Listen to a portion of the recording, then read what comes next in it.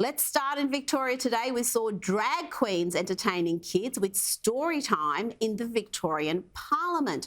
For various reasons, trans activists are desperate to expose young children to men dressed as women as early as humanly possible, despite the fact that drag queens are mainly thought of as adult entertainment from the nightclub scene.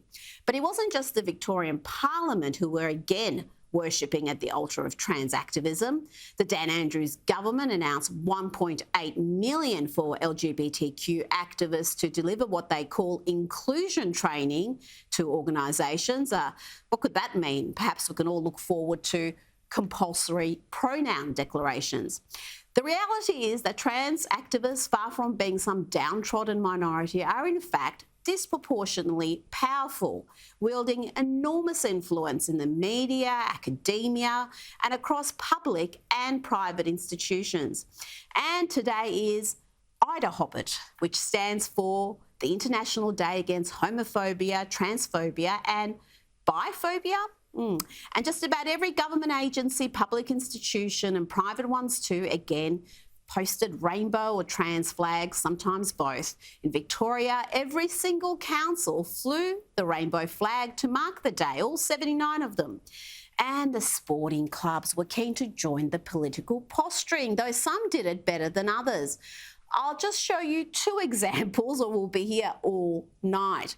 Let's look at the two most popular clubs according to a number of metrics, Collingwood and Sydney. Collingwood posted this: to recognise IDAHOPIT Day, the boys wore rainbow armbands at training today. Wonderful stuff. Except have a look at that prominent Emirates logo.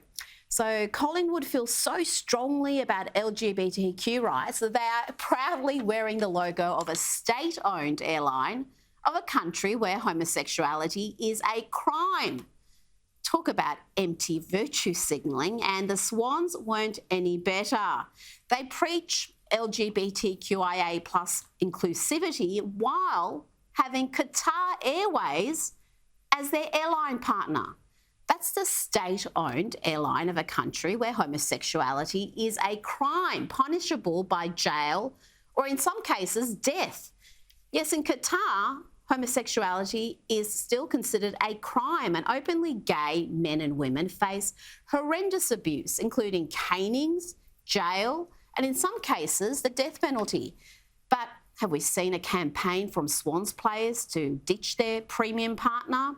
Have we seen the players take a knee for the plight of those facing systematic discrimination and brutality in Qatar?